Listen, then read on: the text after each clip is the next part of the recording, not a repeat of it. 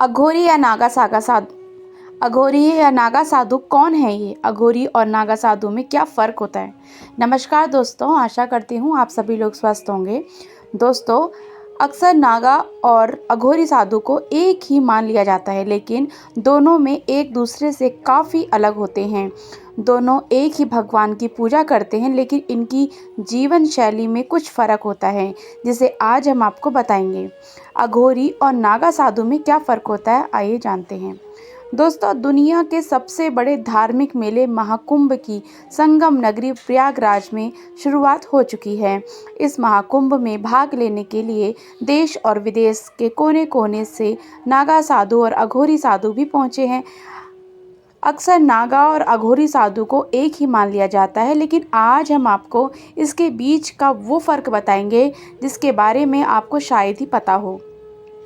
सनातन धर्म की अखाड़ा व्यवस्था में नागा साधुओं को धर्म रक्षक माना जाता है, जबकि अघोरी साधु अपनी अद्भुत और रहस्यमय प्रथाओं के लिए जाने जाते हैं।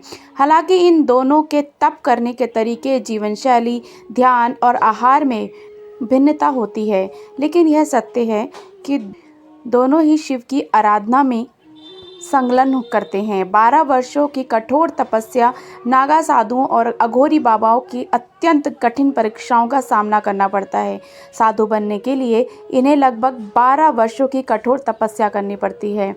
अघोरी बाबा शमशान में साधना करते हैं और उन्हें वर्षों तक वहीं समय बिताना पड़ता है।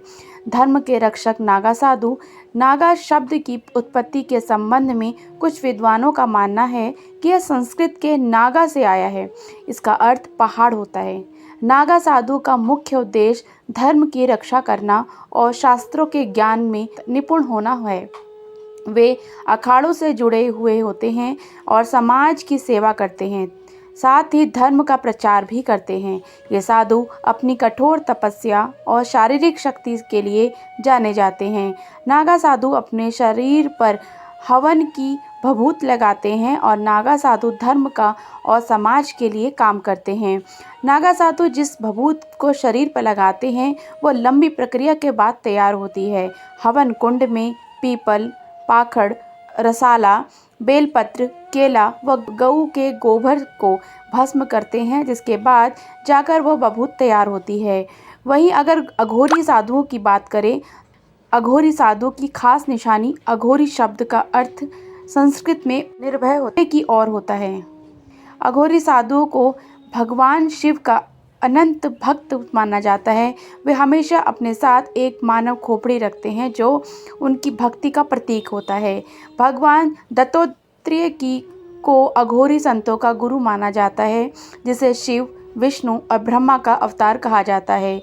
ये साधु दुनिया की आम परंपराओं से दूर रहकर जीवन और मृत्यु के रहस्य को समझने में लगे रहते हैं।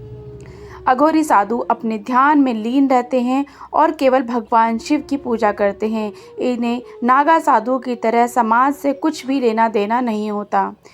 नागा साधु और अघोरी साधु भगवान शिव के उपासक होते हैं, लेकिन अघोरी की साधना का तरीका थोड़ा अलग और डरावना होता है। वे शमशान भूमि में रहते हैं और अपने शरीर पर शमशान की राख ही लगाते हैं, जबकि अघोरी बाबा जानवरों की खाल या किसी साधारण कपड़े से शरीर का निचला हिस्सा ढकते हैं और अघोरी साधु तंत्र मंत्र या अंधकार की शक्तियों से जुड़े होते हैं।